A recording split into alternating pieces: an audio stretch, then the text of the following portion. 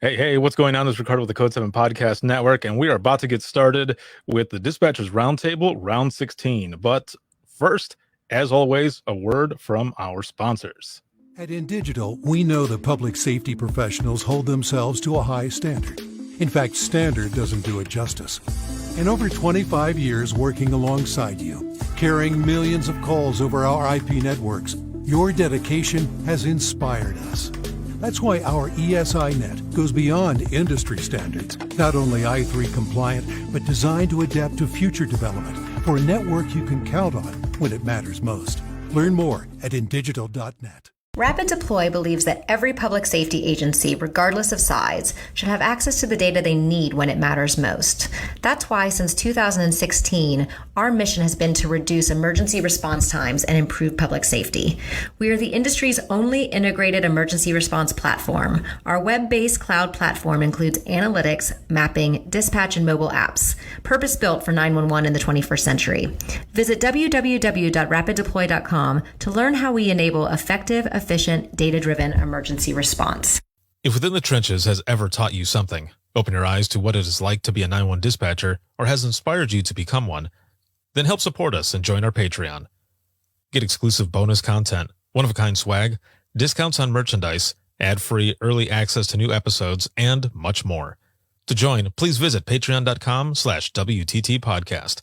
And if you're an industry partner, we have something for you as well. And now, for the show. This is Jordan, and you're listening to the Code 7 Podcast Network.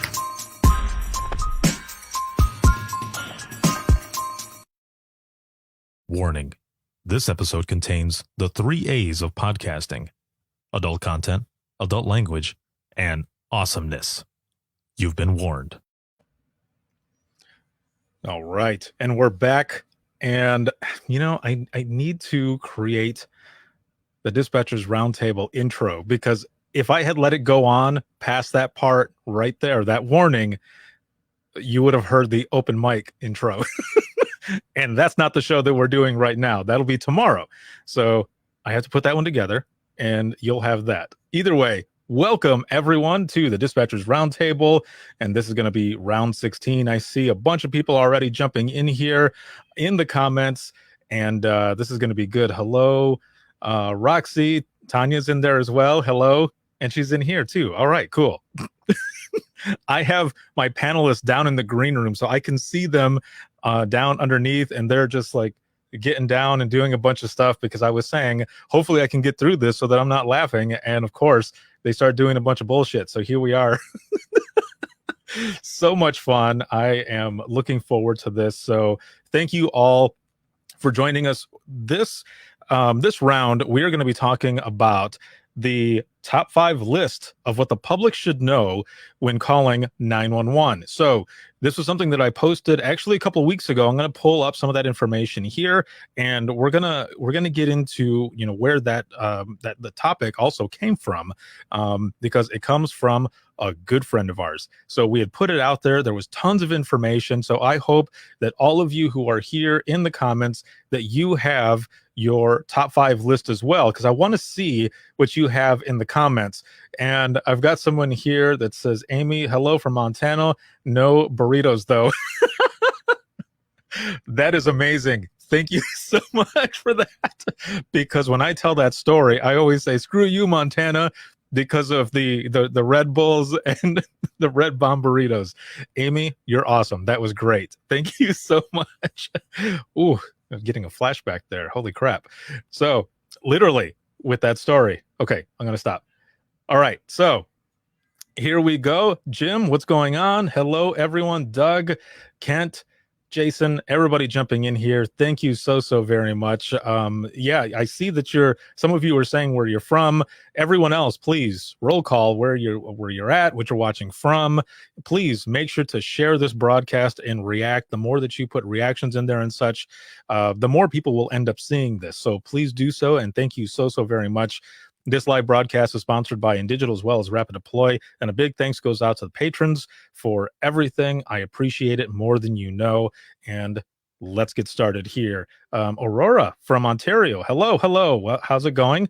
And okay, everybody's jumping in now. So I'm going to go ahead and get to our guests here so that we can start this round. Once again, your top 5 list. We're going to be going over these. We're going to be kind of dissecting some of this stuff, and we're going to be talking more about public education and such, and what the public can know about all of you and the job that you do, and just some of the things that people just don't know in general. So let's get going here. My first guest is going to be Tanya Lee, and she is the manager at Evans Care, which is from Evans Consoles. And boom. Hello. Hello. I didn't know I was going to be first. Yeah, dude. It's the way the lineup is. Yeah, dude. I'm just going by the lineup here on the bottom in the green room. So, yes. I was kind of hoping, at the moment you were going to be like picking your nose or something, and then I pull you up. Oh, no, man, I'm ready. You know me. I'm like, don't do anything embarrassing because this is all being recorded. You're like, I already picked my nose, okay? I'm good. So next up, we have owner of the Dispatch Lab, Halcyon Frank, or LeFranc. Hello and welcome. This is going to be fun. I'm excited. For all of you who are watching right now, we were doing a lot of laughing in the beginning, which is why we're a little late.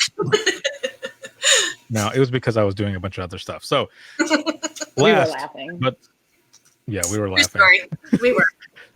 And certainly not least is founder of 9 Wonder Women Inc., Sarah Weston.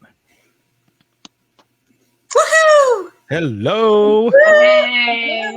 Hello. What up, yo? What is going on? No, okay. You're like, I don't know. I'm just here. I'm letting my kids stay up really late. That's what I'm doing. All right. Perfect. Crystal here says the original Sarah Weston. Yeah. Yeah. Oh, I see. There he is. What up, dude? Yeah. He would like an apple. Hey, can you ask Vincent? He'll get you one. Tell him to DoorDash. Grubhub. Yeah. Vince Dash. Vince Dash. I just put him to Vince Dash, so perfect. Hopefully Vince isn't too busy and just like scoot over and get him an apple. I don't know, like that'll work. At 5, like he's got a lot going on. I know. Totally playing a game right now, so we'll see. So again, welcome everyone for joining here for round 16 of the Dispatchers Roundtable. I've got my panelists here, and we are about to get started. But I want to give Tanya the floor here really quick in the beginning, because it was a few weeks ago. We were sitting in a conference room there at headquarters of the Denise Amber Lee Foundation. We were working on a bunch of stuff for Be the Difference, which was an amazing conference last week. So awesome. And we're working on a project, and I'm going to give you a moment here to kind of talk about this project and what just everything that you're working on. But you had looked over at me and you were talking about kind of a list of what the public should know when they're calling 911. And I kind of gave you a few things, and then I said, you know what? Why don't I just post that on social media, and we'll just get some information from everyone else. And people were answering it like crazy. And I saw you in the comments as well saying, thank you. This is awesome. This is good stuff. So kind of take our viewers through, kind of the thought process, like this project, like what is it that you're doing, that you're working on? And I'm hoping we can get a lot of information tonight and continuing on from here. Okay. Well, I always like to make goals at the beginning of the year. And so I was sitting there thinking about my personal goals and my professional goals. And I am a big believer in writing them down. So I actually got my book out here to show you guys. For January, it said, "This will be a good year." And I wrote down as my my number one professional goal is to educate the general public about 911 with the ultimate goal of people realizing how underappreciated telecommunicators are and encouraging them to start reaching out and saying thank you. Because I think that when you're calling 911, it's typically one of the worst moments of your life for the most part. And to not go back and say thank you to someone who helped you through one of your darkest times seems really awful to me. So that was my goal, is to educate people about 911, how it works, and, just like a lot of misconceptions about 911 in general. So that's where you came in, and I talked to Sarah, I talked to Halcyon about, I want to make a change this year. This year it's going to happen. So that's where it all got started. Awesome. So it started out with these goals. So, that's one of the biggest things, is public education. When I remember, and it still happens now when I mention it, and it'll probably happen when I go here soon. That's why I'm wearing a hat, because my hair is like, poof. But whenever I go get a haircut, the person cutting my hair is trying to make a little bit of small talk so it's not awkward, which for me, I actually find it just relaxing when someone is just cutting my hair and I'm just sitting there chilling. But if we're talking, they ask, so what do you do? And then so I mention it, and then dispatching comes up and stuff, and a lot of people just don't know, and they're actually curious. For myself, that's how all of this started, as well as a way to educate the public on different things. So the one thing that I had put out there on social media is, what is on your top 5 list of what you would want the general public to know when calling 911. And for this here, there were so many people who answered. I'm just looking at the comments here from that post, the post on Facebook. And this first one here says, where are you? What is happening now? Who are you? Are weapons involved? And then 5, stay in the line if you accidentally called. Those are some main things right there. And I think actually that's how it's written out at my old dispatch center. It's all lined up like that. But with that, also with those who are watching right now, what is on your list? Like, what are some things that you would want the public to know? And not just when they're calling into 911, but about 911 in general. Halcyon, I want to start with you. What are some things in, talking about the general public and knowing certain things, not just when they call 911, but about 911 when they're calling in? Oh, that's a long list. Let me just think about what happened yesterday at work and start there. No, I'm just kidding.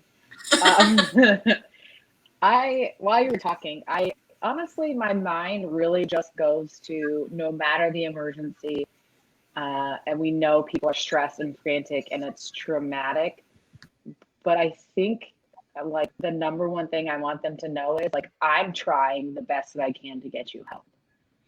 No matter what happens, my only goal is to get you help, whatever that looks like. So the kind of the other stuff that we'll talk about is all like important. But I think if there was one thing I wanted to communicate, it'd be that I'm getting you help. It may not seem like it. It may not feel like it. You may feel like it's taking forever, but I promise you it's happening. Perfect. And those in the audience, please, jump in here as well. I think that is one of the top things, when people call in, it's their emergency and the priority is them, right? But when we have that calm demeanor, like we're supposed to have, that voice and everything, people are wondering, are you really paying attention? Like, are you taking this seriously?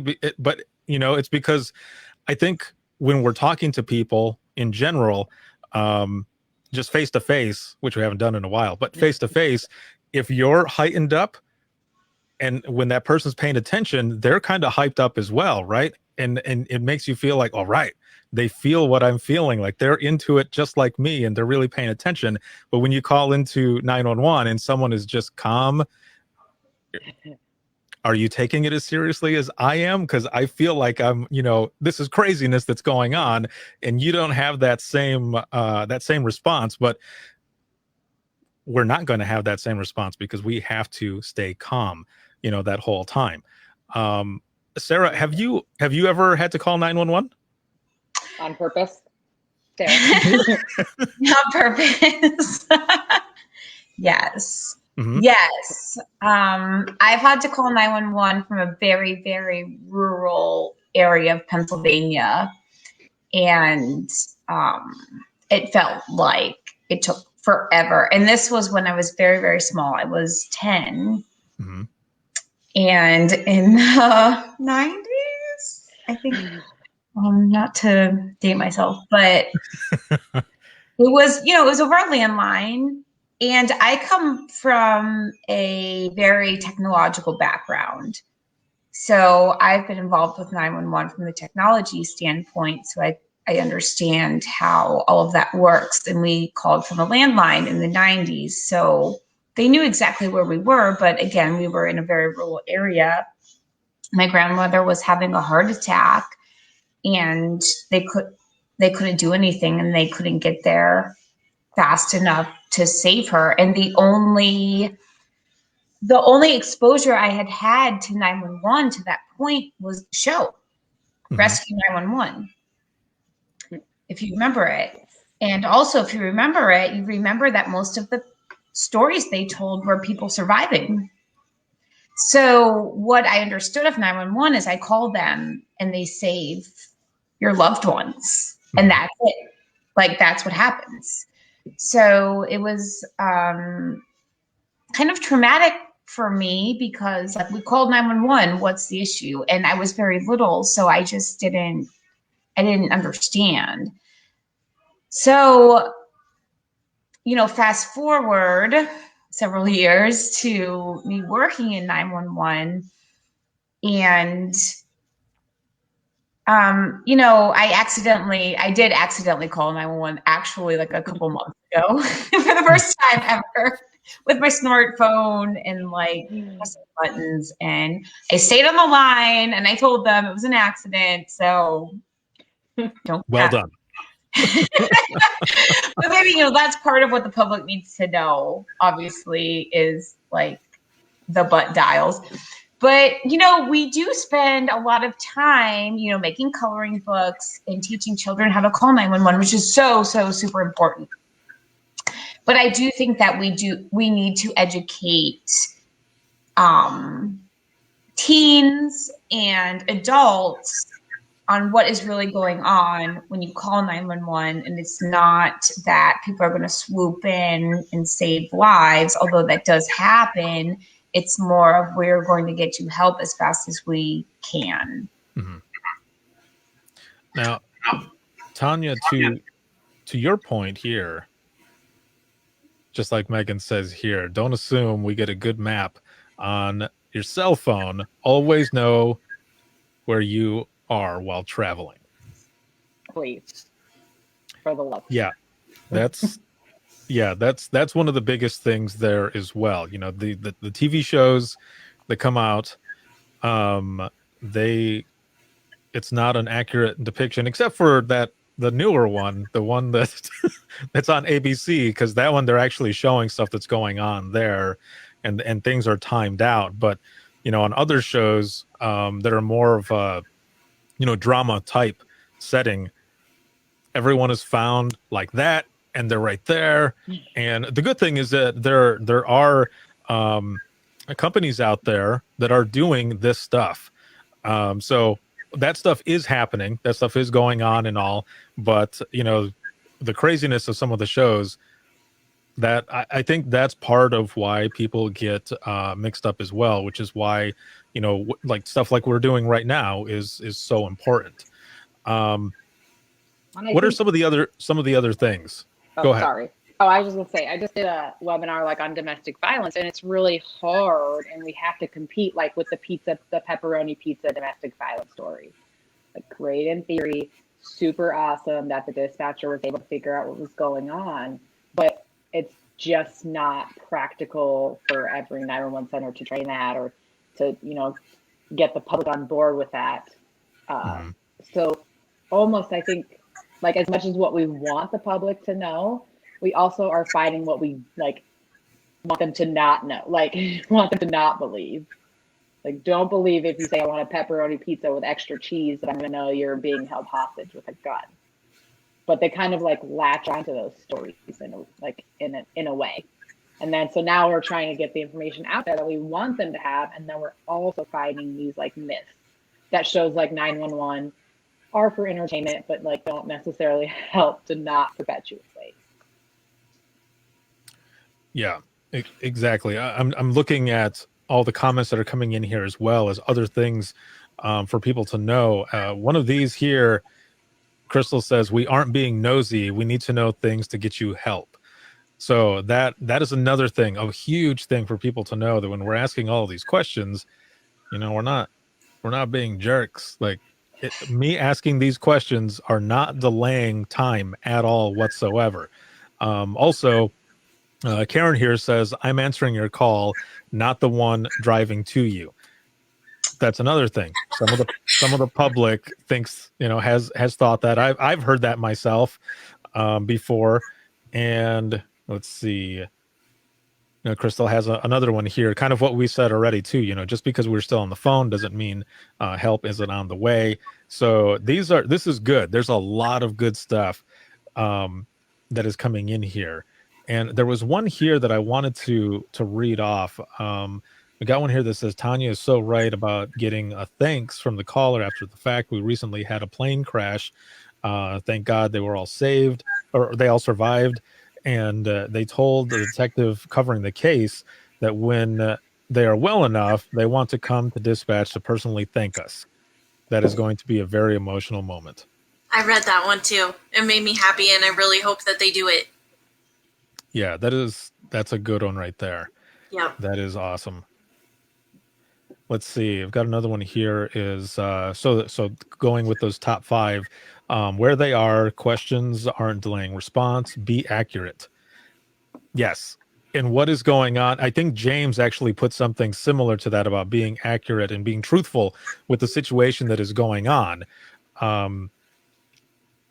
Because they're gonna that information is crucial to the call. And also it says more people calling 911 from a large incident can delay response when you have 5+ lines ringing and you can't get the dispatch out.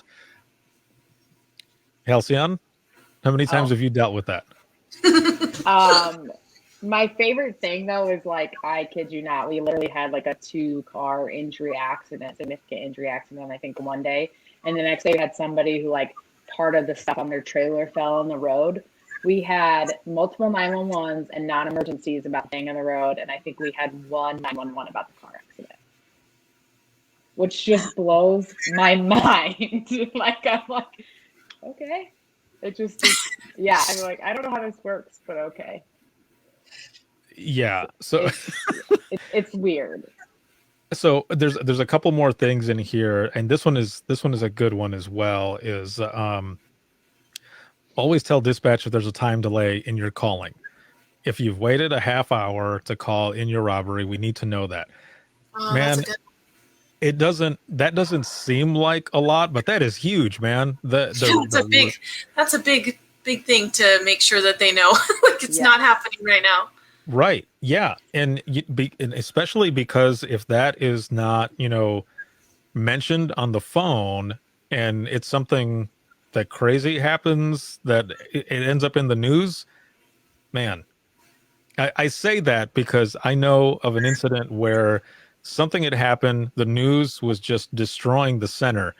But what they didn't know was that it took the person 2 hours to call in. And what had happened had already happened a long time ago. If the person would have called in right when they thought something was going on, something different might have happened. I don't know. But that's one of those big things there is you have to be honest in that time as well. It's like Jill says right here, don't lie to us. We either know the truth or are going to find out the truth out real quick.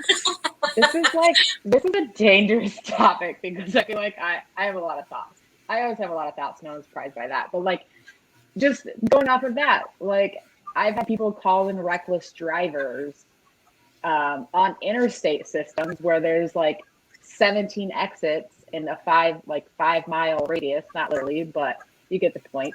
And they wait till they get home. So it's in that 30 minutes. And then they have very high expectations that we're going to go actively look for this person from where they last saw them 30 minutes ago. So I would almost like tell people, if you think for any reason this might be an emergency or something you need to contact law enforcement, do it now. Like, instead of waiting because you're just not sure, just do it. And so that way, at least if it is something that, you haven't missed that time period. Yeah. Natalie here says, I have a different perspective. We need to do a better job of educating the public about 911, and we need to reinforce our people that it's not about us, but the people calling in, which I think a lot of us, feel that way already. She says, meaning we will get stupid calls, non-emergency calls, etc. Getting worked up on these only make it worse for us. Callers have no clue that they caused our blood pressure to go up, etc. I don't know if there's more to it, but that it goes to that, which is why, we're doing this as well, because, this is stuff for them to know when they're calling in, so that, we can go back and forth on this and make it a more smooth transition. Because again, a lot of people, they just don't know, but they're also, from what I've found out, they're also curious.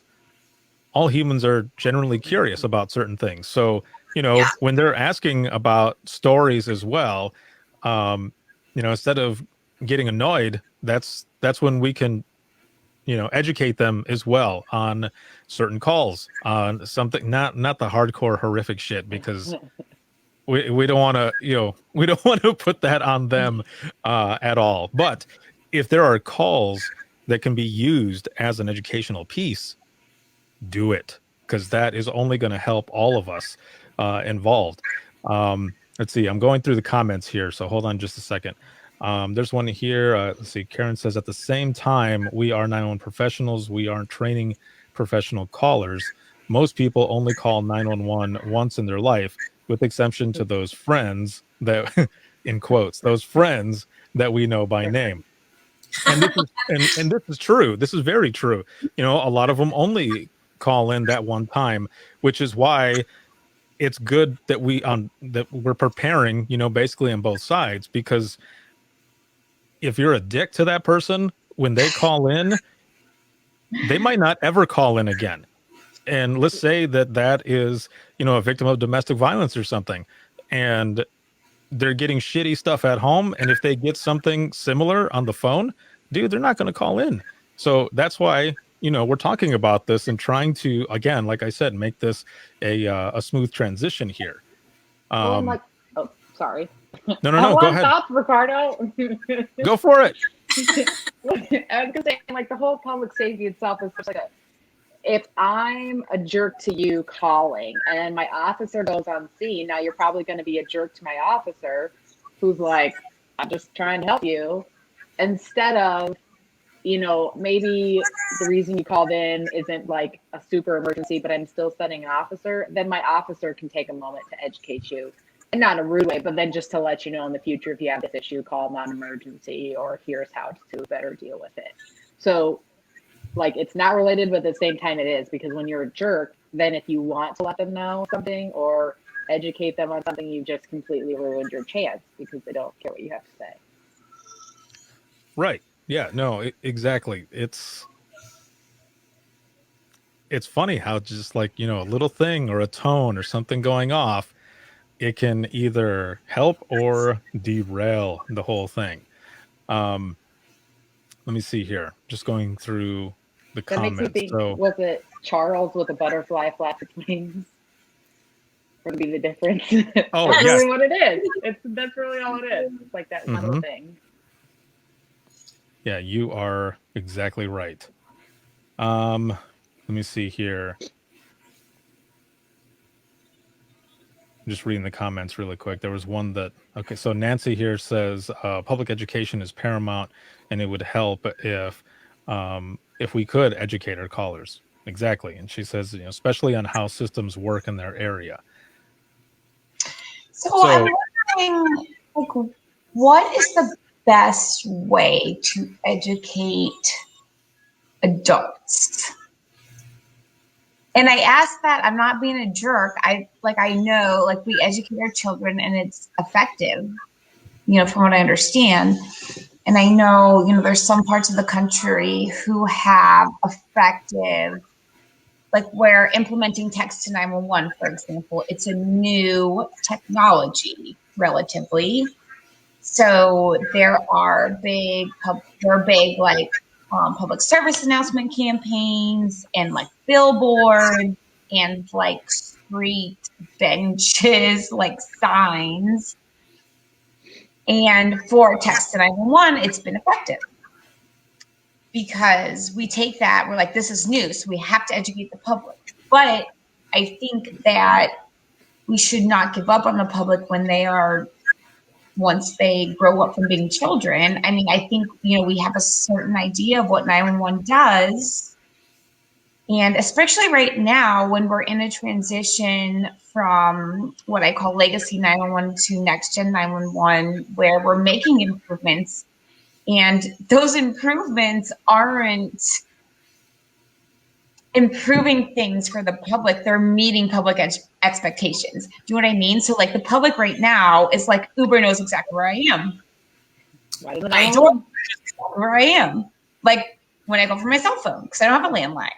So why does it 911? And there's reasons why, and we don't need to go into that per se, but I'm just, how do we effectively, I think we need to pinpoint what is the most effective way to educate the public that we're working on meeting your expectations. That's the next generation of 911, essentially. Like going back to the Virginia Tech shootings, and that was like 2006, 2005, 2006, which was a long time ago now. Mm-hmm. And kids, college students, were trying to text 911, and back then it just wasn't happening. There was no bounce back. So like right now, if you text 911 and the service isn't available, you at least get a message that says you haven't reached anybody. But like they're texting 911, and it's very, very sad. So I want to talk about, how do we educate adults? What is effective? What's the message that we need to get out there? Not only for when you call, what to expect from your service and how to treat each other, but how can we make this better for both sides? Yes, in that way.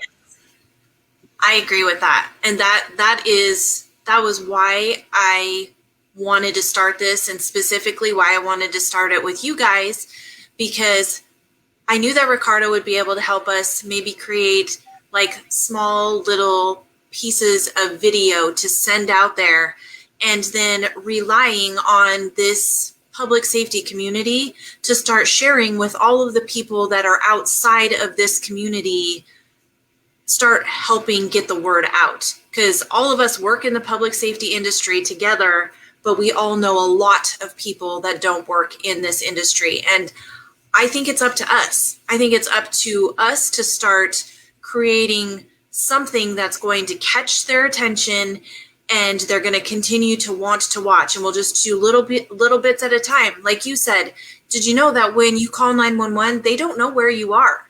It's not like TV. It's not like Domino's. And this is why. So don't assume that they know where you are when you call.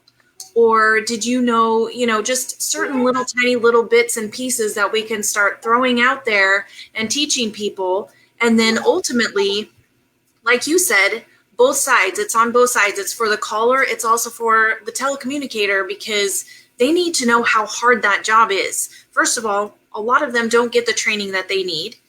A lot of them have horrific calls day after day, minute after minute, and that is going to weigh on them. People need to know that too. And I'm just really passionate about this. I want to help, and this is my way to try and help a little bit. We all know 10 people outside of public safety. You tell those 10 people, you tell them to share, and it goes.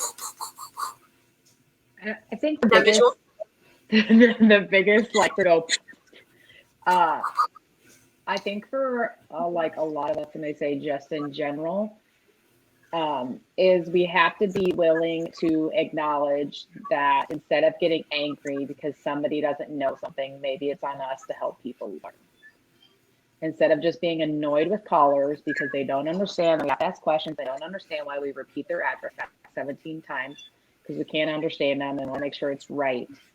We have to be willing to acknowledge, like, maybe I can look into how can I help my agency put out some public education? How can I, in my day-to-day life, help people learn? And not because, like, and not to feel like you have to do all this extra work, but then kind of at the same time, like if you tell 10 people, you go out and then they tell a couple people, now your job load is slightly reduced because these people know more. And maybe they don't call 911 for the cow who's on the road. They just call the non-emergency line and let you know. That's one of the number one things that I was horrified by when I started working in this. I mean, I was just like your average person on the street coming into this industry, and I was blown away. I was just like, what do you mean it doesn't take them months and months and months of training to be doing this job? What do you mean they don't know where we are? And really, seriously, what do you mean that people call and want to know why their pizza isn't there in 30 minutes? Like, I was like, what are you talking about right now? That just seriously was crazy to me. So again, it's another reason why I'm like so passionate about that. Yeah, that's one of the things too, or reasons, my mom jumps into the comments sometimes because she likes learning about all of this stuff. And, she didn't know, like I would tell her things and she would say, for real? I'd say, yeah. Like you would be surprised, that people call 911 to ask for parade times or whichever. And so there was a lot of stuff like that she was blown away with as well. But I want to look in the comments here really quick. There are tons of them that have come in, but I am looking at some of the stuff from like 4 or 5 minutes ago now, because there were some here that I wanted to hold on to. But I had put in the question of what is the best way to educate adults, going off of what Sarah was asking a moment ago. And so some of the people that were in here were posting, we use our Facebook page to educate. For example, we'd walk them through texting 911 in a post, or walk them through calling in a scam to the Attorney General. Caitlin is going to be on next week talking about social media and public safety and stuff. She says community HOA meetings were great for me. Give them a rundown and a flyer and answer questions. Love those. So this is good stuff here. Another person put, I do public events pre-COVID and talk to citizens about 911. Now this one here I thought was pretty interesting, and I don't know if any of you do this. And those who are watching right now, it's probably in the comments and I just haven't seen it. But Jill says, instead of a Citizens Police Academy, do a similar one for dispatch. I think that would be cool to do it. I know that there's some legal shit that goes on because of stuff that you're going to be running and all, but if people are able to come into the dispatch center for the Citizens Police Academy, I don't know what hoops anyone would have to go through. Halcyon, just talking about that right now, you're in a position, you could probably answer this. How would that work? I know nothing. Well, I don't think you. All right, so next question. I know nothing. Moving right along. Yeah. Remember when I said I have thoughts? I lied. I have no thoughts. I mean, well, I think it's like I've done it before, not for the public, but just for even like people. We did one.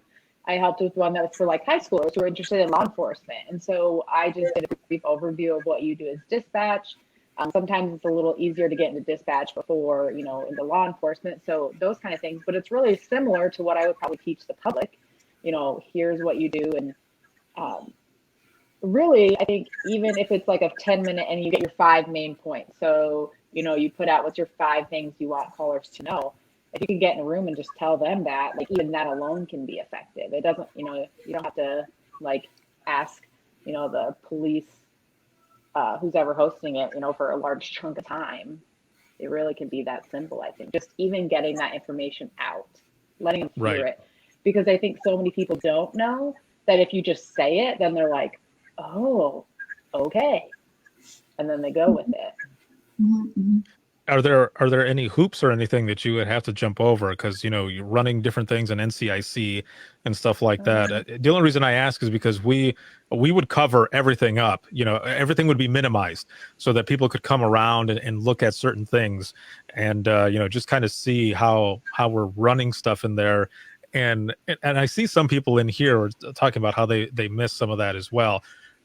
I've been out of dispatch for almost 8 years now, and that was one of the things that I miss as well, is having, they would tell us, okay, tonight you guys are going to have a Citizens Academy come in, and of course we'd be like, okay, put your shit away. We got to, because some of us knitting away. Yeah, laptops, knitting, or someone's munching on a hoagie or something. I don't know, but anyway, we would have stuff like that going on, and we would see them walk by, and you're like, "Oh, okay, here they come, here they come." Yeah, look busy, and they would walk in, and there would just be traffic here and there. I think there was maybe once or twice out of the time I was at my last dispatch center where shit hit the fan, and we're just going to town, and everyone's, "Did you hear that? Did you hear that? Oh, what's going on?" And then, the person who's, parading them around and stuff was like, "Okay, we got to go." They're like, "For real? Can we wait?" But so that was one of the coolest things, when we did get the chance to talk to them, we would tell them certain things like, this is what this computer does. That's what this does. And, we would tell them straight up when a call comes in, we don't, depending on how it hits, especially on a cell phone, we're not going to be able to tell exactly where you're at. And I remember one lady going, she just gasped, and I was like, "Yeah, dude." Yeah. I didn't say "yeah, dude" to her, but I was like, "Yeah, we can't, right. we won't." Yeah, you better know where you're at. No, I didn't say that, but that was one of the things that I miss is having people come in so that we could tell them about that, and they were eating it up, man. They did enjoy it. We do have a window. What Karen said in there. Sorry, I didn't mean to talk over you. What was that? I like what Karen said in there about a day in the life of, that would be another cool thing to add into this video is, video footage of a day in the life of, we get these heart-wrenching, rip your heart out calls to the, I can't find my cheeseburger I just ordered at McDonald's kind of thing. I don't know. I'm just making it up. But, it would be good to put that in there as well. I guarantee someone has called about that. That's why I laughed. Because I guarantee it's someone ridiculous. Somewhere. Yes. Okay, true story. And I need to clear this up because I told people last week that I taught my kids not to call 911. But I forgot to mention, I told them only if it's not an emergency. So if you call 911 and it's not an emergency, they'll come and arrest you. That's what I taught my kids. The reason why I did it is because I had lots of friends. We all had kids at the same time. And some of my friends would be like on the toilet and their kid would go and call 911 and say, "My mommy's pooping. I don't know what to eat for lunch." I really did that. And I was just like, I cannot have that happen. So that's my favorite call ever. All of my kids have thought that it is illegal to call 911 if it's not a true emergency and you'll get arrested. And my daughter just learned last year that was not true. So but it is. If you call a lot and it's not emergency, you can get arrested. I didn't want my kids to ever do it because they would have been the ones that were like, "Yeah, so my mom is in the bathroom and my sister took my Fruit Loops." Like they would have done that kind of thing. So I ruled, with fear. That's what I did. So sue me. All right, so that's our time. Thank you, everyone, for joining us again. This was a lot of fun. To clear that up. People were like, "Oh, poor Emily. She should know to call 911." I was like, "Wait, she did know that if it was an emergency, she could call." I'm not We are your mom. fine, Tanya, because my kids would have to know like the password to my phone. They did know my password to my phone. That's the problem. They did know it. Back like when I have younger brothers and they were probably like 5, 6 or something, and this was before I had no concept of 911. And I remember they're playing in a room, and my mom goes, "Go get your brothers before they call 911." Ha ha ha. So I go, they're playing on the phone, and I hang it up, not thinking, and somebody calls back, and like I don't answer it. So then this officer shows up at our door, and like my dad is a big guy. So they could hear like my little brothers kind of fighting with each other in the background. And so my dad goes to the door, and he's like 6'2", like kind of an intimidating guy. And the officer's like, "Is everything okay here?" And like just looking my dad up and down, like, "What's going on?" We're like, no, it's my little brothers. It's fine. See? And that's why you teach your kids you'll get arrested if it's not an emergency. Should have told them that. That's where my mom went wrong. I just wanted to make sure people knew. If there's anyone out there who watched Arrested Development and about teaching your kids lessons, shout out. Also, Peggy, thank you. We make Queen fans in this house. Love me some Queen. Kent here says, my daughter called 911 when she was 4 because she wanted to speak with her animated hero, Fireman Sam. I felt like such a failure as a parent and 911 professional. Yep. That's fantastic. Oh my gosh. So, like, I know here, this is an anniversary of Carrie's Law or a day. Maybe, is it today or a recent day? Yesterday or today. Okay. Yeah. I grew up working in a 911 consulting firm, and we worked in an office because it was pre 2020. So here we were, like this 911 consulting firm, and there was a cop at our office like every day because you had to dial 9 to get an line. And the amount of times we accidentally dialed 911, like there was always a police officer, and it was so embarrassing because Yep. That's pretty funny. Actually, there was a conversation with my kids yesterday, I believe, talking about Carrie's Law and 911 and how at businesses and hotels and other places and stuff, you'd have to call 9 first. And I said to my 9-year-old, I said, what have we taught you to do when you call 911? And she goes, well, you call 911 and you give this information or whichever. And I said, yeah, and she goes, but I didn't. That's crazy about places, businesses or whichever that you would have to call another or use another 9. She goes, that's not how I was raised. And I said, well, exactly. That's what that is about. And that's why, we do what we do and education and all this other stuff. And so, yeah, it's good that that they're learning all of that as well, because that's another big thing, for people to know. So one of the things that I put in here, though, because as we're talking about all of this stuff too, is I had asked, how do you explain your job to someone who is not in public safety? So Halcyon, how do you, I already see you smiling. How would you explain it? How would you explain to someone when they asked you what it is that you do? I don't even know. Well, I don't just answer phones. I think I say that. Like, I don't just answer phones. Common misconception. With a snap? Because yeah, like, those little sassy with the neck going and shit. I don't just answer phones if that's what you think. I I don't even know. I don't know the last time I explained it to somebody necessarily what I did. I think I just usually kind of tell them like, yeah, you just, you got to answer the phone, and then there's the radio, and it can get, a little tricky. And um, I think they just ask more specific questions. So I don't know if I've like ever described it. I'm basically just like a multitasking badass. Um, that's, Okay. I think Well, that I sums was it just up. curious because I had put that in there. And so there's a couple of things in here. One person says, I don't anymore. They think I'm crazy for doing what we do. Fair. Another person says, I feel like it takes at least a 5-minute spiel sometimes. LOL. Oh, love Fireman Sam. Someone commented in here. But another one said, I tell people I multitask and babysit citizens and first responders. Another person says gently. And then someone says, I tell people I get to tell cops where to go and get away with it. Oh, That I was do. that I makes me do laugh.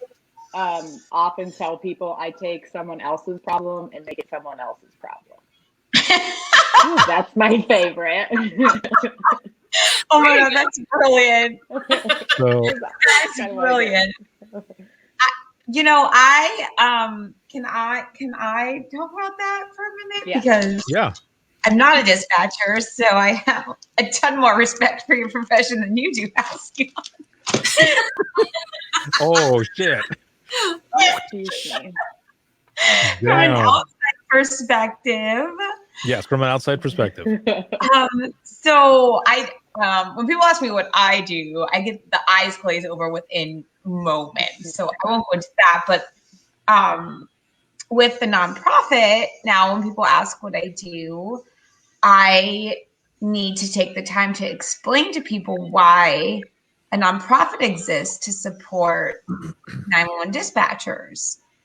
And the way that I usually go about that is that you answer calls for people on their worst days and their most vulnerable moments.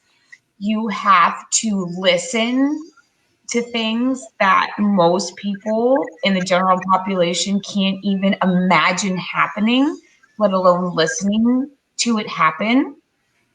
You have to instruct parents on how to try to save their children when they're not breathing, and try to save suicidal callers, try to talk them through it. We see movies of people standing on the cliff, and these super trained negotiators come in, usually men, who sorry, I just had to get that in, who are trained to talk them down and like work their super trained magic, and that's something that you do on a daily basis. So it's usually a long explanation, but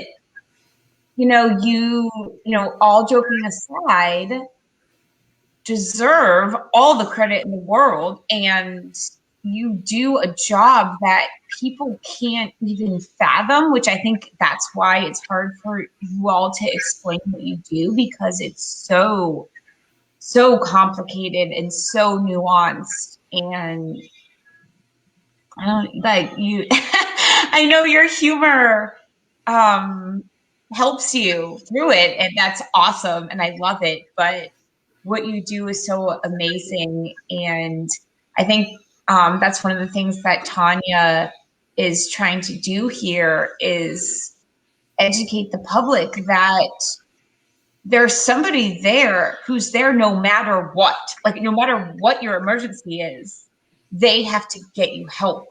And there's no one else that can do that. There's no one else in society that's doing that. And it's really special. And y'all should be really proud of what you do. And thank you. They're so nice. Very nice. Yeah.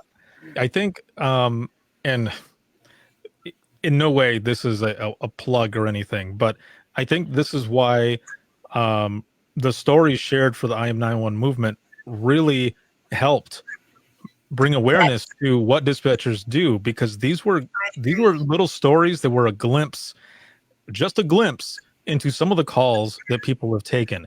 And just thinking back on a lot of for example, my sister told me once, she goes, a friend of mine that I hadn't heard from in a while, she ended up sending me something and saying, I don't know if you've seen this, but you should check out these stories. And she goes, she shared the link to your podcast and that album with all of those stories. And I had to send her a message back and say, my brother started that. and and she was like, oh, well, that's amazing. You know, the things that these people do, answering these calls and what they take with them, holy shit, like how are they doing, how do they do this job? So I mentioned that only to you know, add to what you're saying, that, and also that I think sometimes us ourselves, we also don't give ourselves enough credit in what we do. And um and with sharing these stories, people were able to see that. We pulled back the curtain on the crazy shit that happens in this job, in this profession, this industry. And people got, you know, just a raw look at the emotion that comes with each and every one of those calls. So that as well, you know, there was one time someone asked me, I was a guest on someone's podcast, and they asked me what dispatch was like. Like, can you tell me what it's really like? You know, what it is that you do? And I said to the person, I want you to imagine 3 different phone calls. Your first one is an accident with injuries. You're taking this call. You've got help going out to it. The next call that you take, because it's crazy busy in there, is a domestic call. There's no weapons. No one's been hurt. They're just yelling at each other. It's verbal. You have to put them on hold. So you've got 2 calls that are going, right? You put that second one on hold to get another one, and it's a medical. You're doing CPR. EMS is going that way, and someone is doing textbook CPR. They have a certain amount of compressions and such that they can do. So you get just a moment to check on that domestic, and now there's weapons involved. Who do you stay with? And the person's like, this is what you do? And I said, yeah. You know, at that point, EMS is already heading that way. They're doing CPR. They're almost there. So you're now on the phone with this call because it's in progress. There's weapons. Your officers are heading that way, and you need to make sure you know what is going on for that one. Just like that accident, everyone is already headed out there, and they're going to be fine. But you have to think on your feet on what to do, and you're triaging. And the person was just blown away as to what it is that I did for a living, and it was crazy. But this is what we're doing here. Outcome. Like that's like even the bigger part is never knowing, like, were they okay? And did they make it? And are they going to live? Like, I would need to know that. But nope, you guys are on to the next call, to the next emergency, to the next person that needs help without even being able to process all of the stuff that you heard and had to say, and then on to the next one. That's what's mind-blowing about it even more, is that no closure.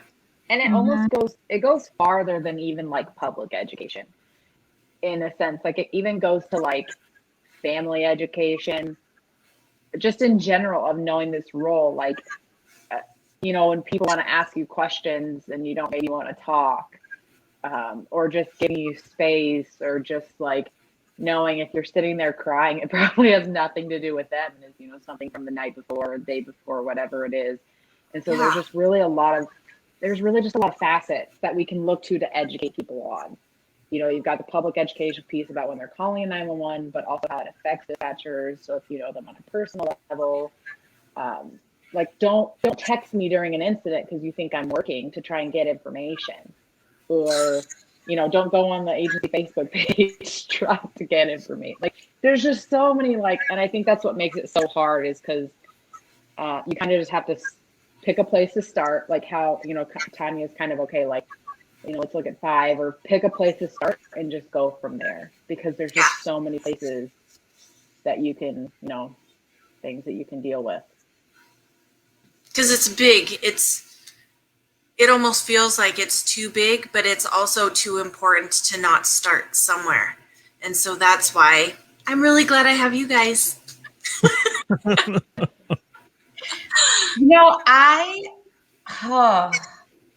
This is my soapbox. It's a huge undertaking to educate the public and to gain more respect for what you do. It's huge. And I'm one person, and Tanya's one person, Ricardo's one person, Halcyon's one person.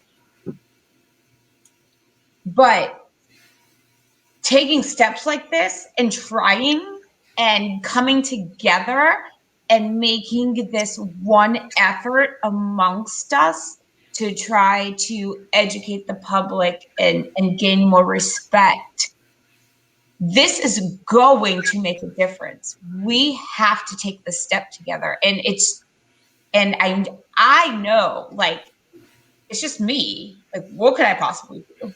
Like, I'm doing my job. I'm doing my job. $10,000.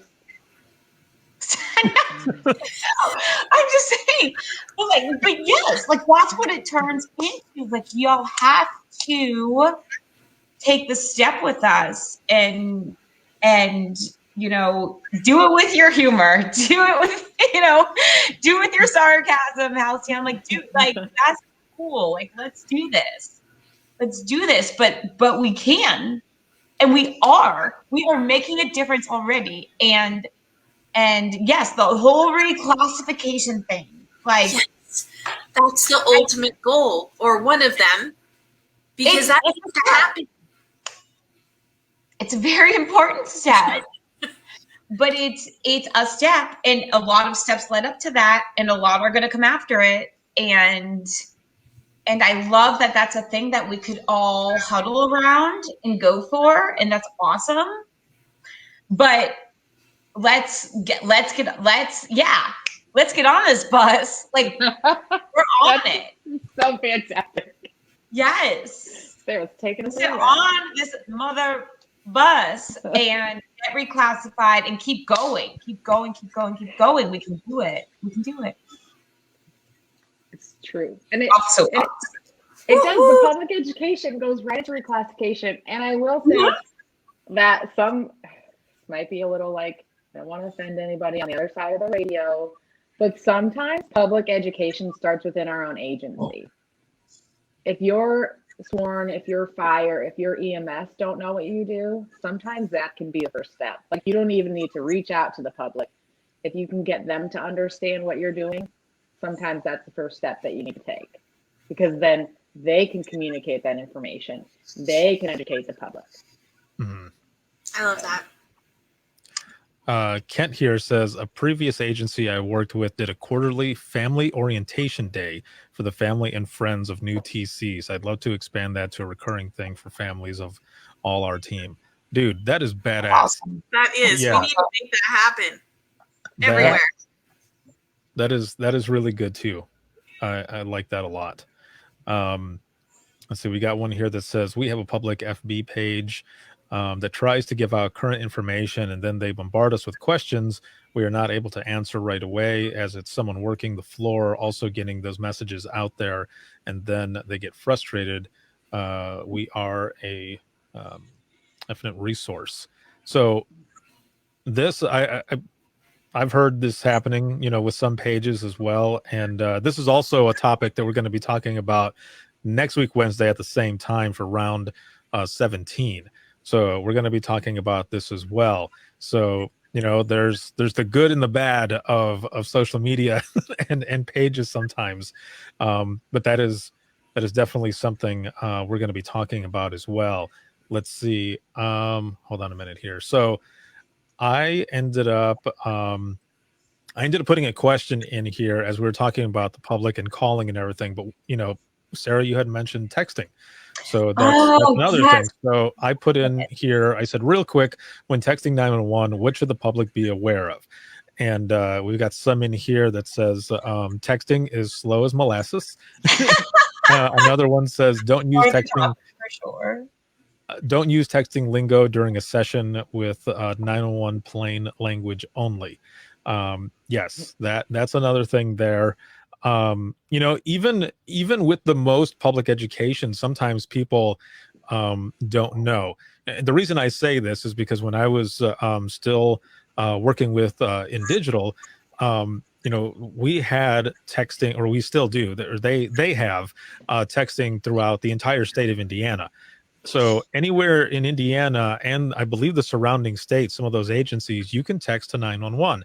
And I went into a gas station once, and I had my work polo on with the InDigital logo on it, and the guy's like, "So what do you guys do there? What do you do at InDigital?" And I started telling him about text to 911, and he goes, "Really?" He goes, "How long have we had that?" And I said, "Well, at least in the state of Indiana since 2014, actually 2013, and then it was statewide for text to 911. See, in Indiana they have text from 911 that started in 2013, and then in 2014 they started their statewide deployment." For text to 911. So I was telling him how about that, and he goes, "Well, why would you need text to 911? Like, why would I want to do that?" And I said, "Well, I mean, if someone broke into your house and you were hiding, would you want them to hear you calling?" And he goes, "You're right. You're right." Hey, there is a reason. Yeah, he goes, dude, I didn't even think about that. Yeah, I wouldn't want someone to find me. I can just be in there like this. And I said, "Yeah, exactly, bro." And he goes, "Dude," he goes, "You just made my fucking day, man. That was great." And I said, "All right, awesome." And I went to work and I told one of my bosses about it, and he's like, "Well done." I was like, "Yeah." I don't know. But yeah, that's one of the things that people don't know. Sorry, go ahead. Indiana, I think they coined the slogan that people across the country have been using, which is call when you can, text when you can't, which is kind of a simple thing to know. It's like calling is best. And then somebody put in their comment here. So that's one thing. So like for text, like number one, call when you can, text when you can't. Number two, so Indiana's ahead of most states. There are a lot of states across the country where some counties or some jurisdictions you can text and some you can't, which is hard. It's great for the jurisdictions where you can, but say you're driving across the country and you think you can text. You're from Indiana, so like you're like, oh yeah, text 911, and you may not be able to, and that's something to keep in mind, that there are some states that have some jurisdictions where you can text and some that you can't. And then Kent here, so I think what you're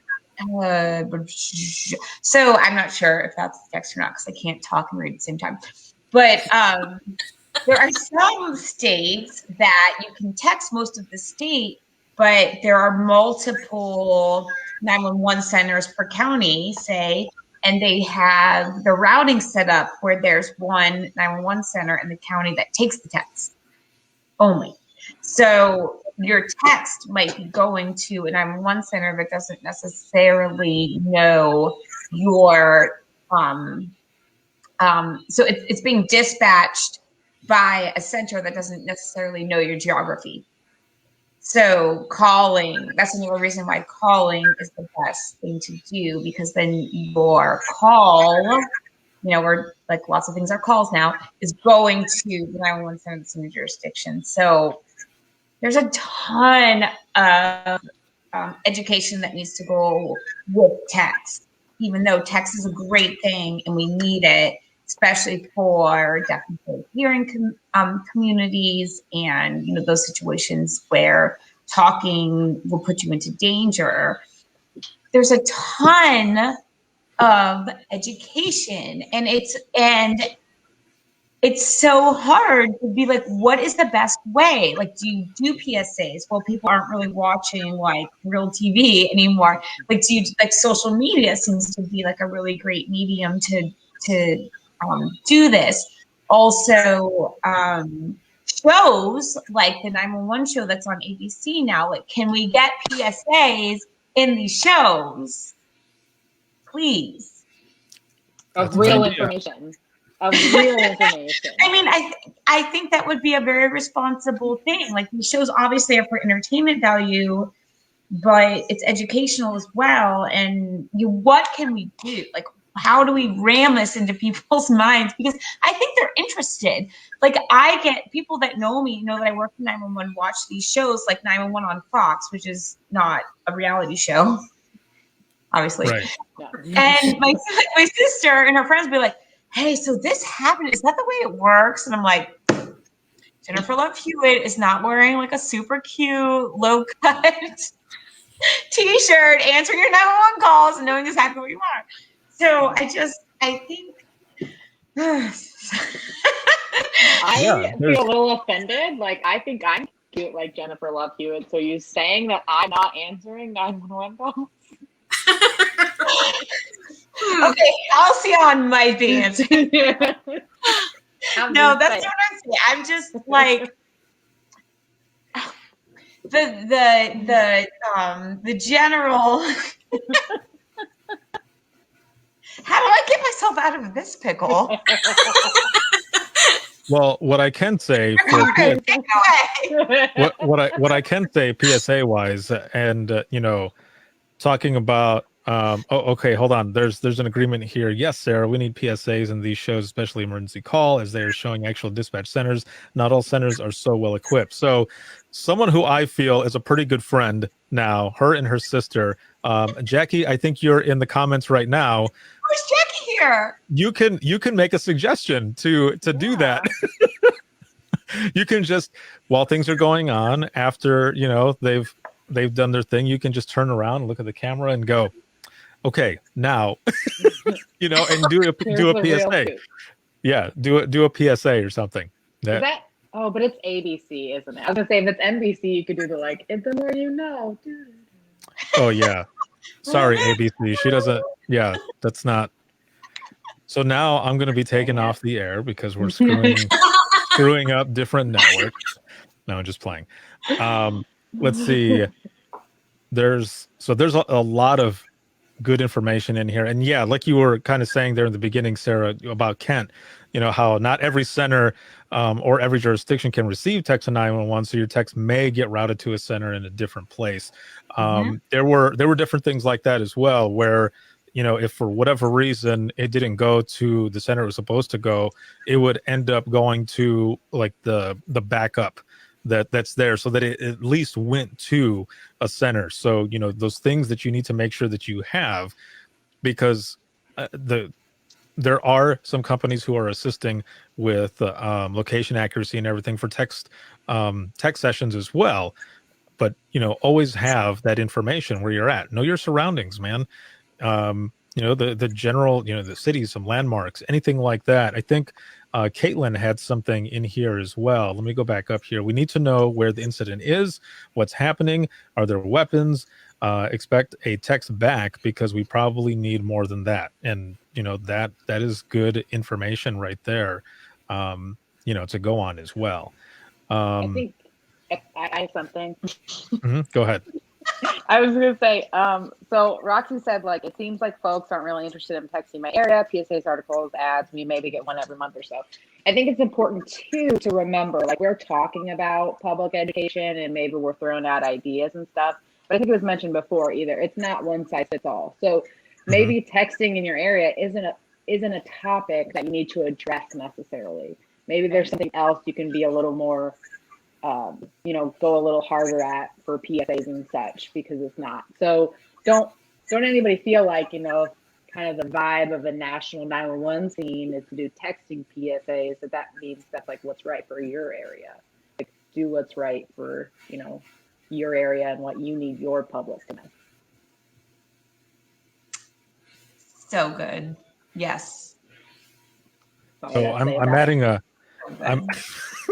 adding a question in here really quick as we're going into the wrap up of this round, which has been really good. There's so much information that's come in here. I'm going to have to go back into the comments myself and read some, because there are so many comments that have come in. This has been really good. So thank you all for joining us and, starting out with this first piece, and ultimately helping Tanya on what she's doing with this project and stuff. There in my Helping notes, all of us. there is so much more that we have to talk about, but this is the first part here. So the question that I'm putting in here is what is your takeaway on public education and what the public should know when calling 911? So I'm putting that into the comments right now. And Sarah, we'll start with you. Oh, geez. Takeaway. Oh, boy. Sorry. Some up boy rambled about for an hour. It's hard. I'm really bad at summarizing. As her speaking partner can confirm. No, I'm just kidding. All right, Halcyon, you go. No, whoever. No, I'm just playing. Go ahead.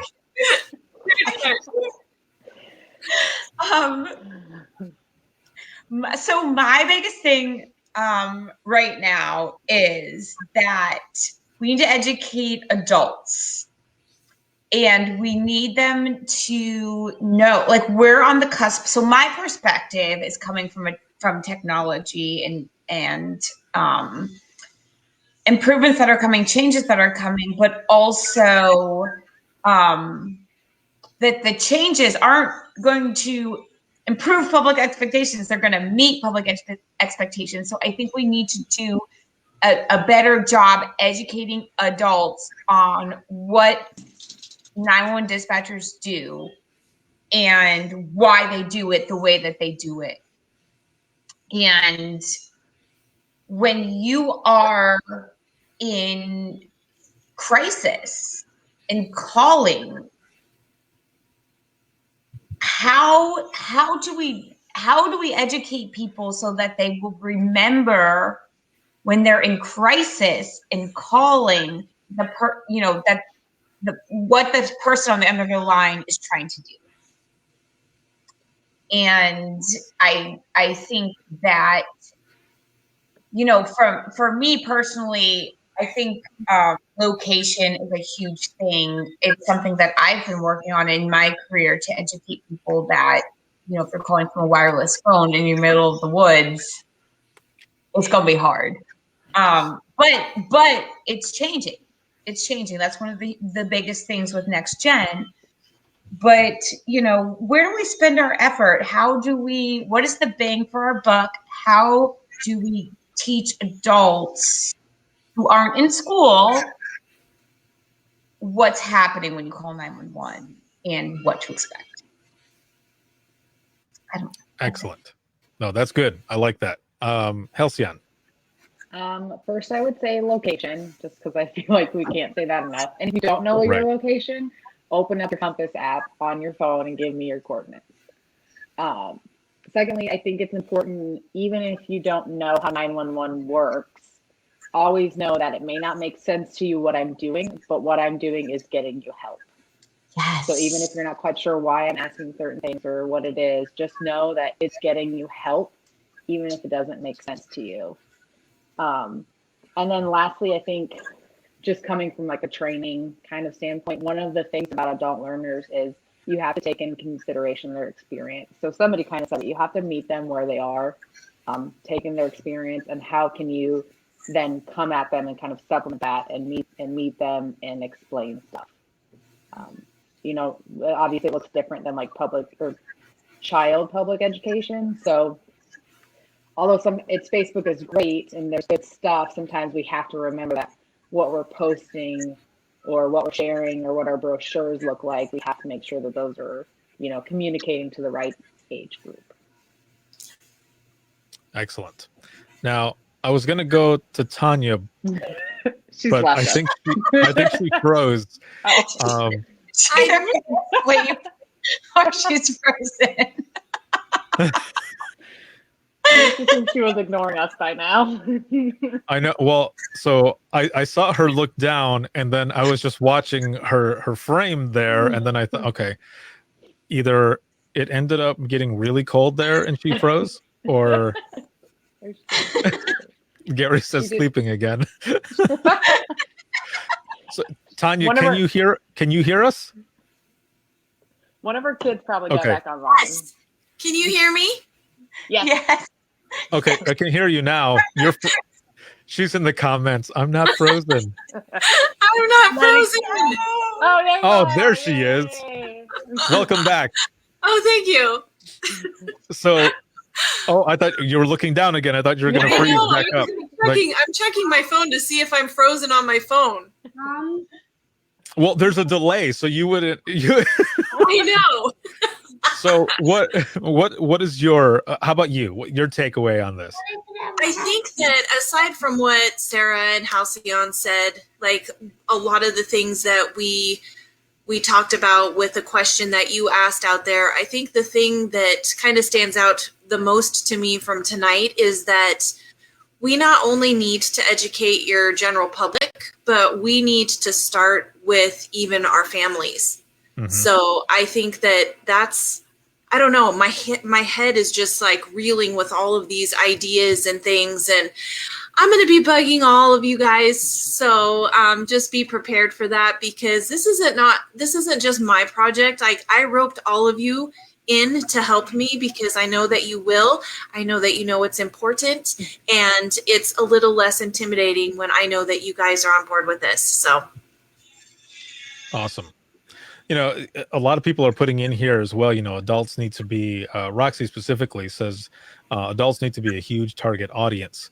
And all I could think in my head was, and I don't drink anymore or anything, but all I could think in my head was going to a bar and getting in front of a bunch of people and just being like, all right, I'm here to educate you on 911. What's up, everyone? Because, everyone is there hanging out and chilling, and they would turn around and be like, what the hell?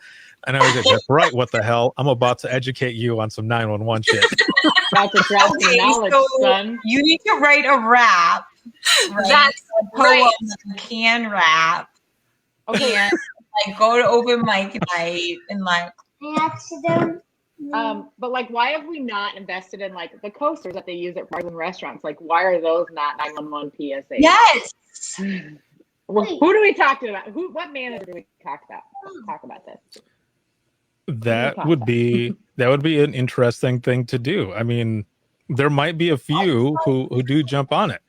And hold on, there's a couple people here. Great idea. Yes, bar education. A lot of people are relaxed at that time, and they probably would start listening, especially if you're telling stories and stuff. It could work. Do a slam poetry night. There you go. Something like that. I think the theme here is we need to think outside the box and different from what we've been doing, and that we are so capable of doing this. Even using social media, and yes, our audience are each other usually. But yes, hijack karaoke. So when we can go to conferences again, I'm currently rewriting the lyrics to Simply the Best to be for 911. Nice. That's going to be awesome. But I do think, advertising like everyone else. Just billboards, and if I know my State Farm agent from a billboard, I should be able to, just different things. I would really encourage everyone. You have great ideas, and we're all, we all have different ideas, and coasters. We're gonna make it happen. We really are. I like Sandy. She said 1 year ago, the local McDonald's to create 911 education test liners, and also the local theater to put up a PSA before the movies. There you go. Yes, Sandy! I don't know how effective a movie theater would be nowadays, but McDonald's is still hopping. That's true. Sandy also wrote an amazing children's book about public safety and, stuff like that. Parents have to read to their children. So when they let them stay up late. Yeah. I have a block of cheese sitting next to my desk right now. So what?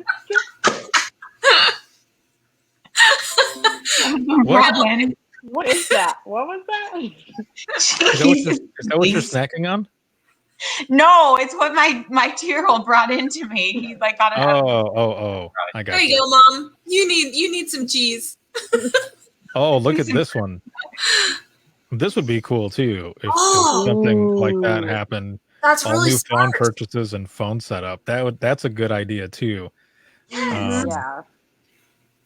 Let's see. Yes. The state of Washington has been doing movie theater PSAs for a few years now. Only reason I know is because NC has also looked at the idea. Yes, Yep. Grayson, that is awesome. And maybe that's all it is. Maybe you can look for a local restaurant in your community that maybe partners with you for other things. And just say, hey, like if you create these handouts, will you put them in your to-go bags?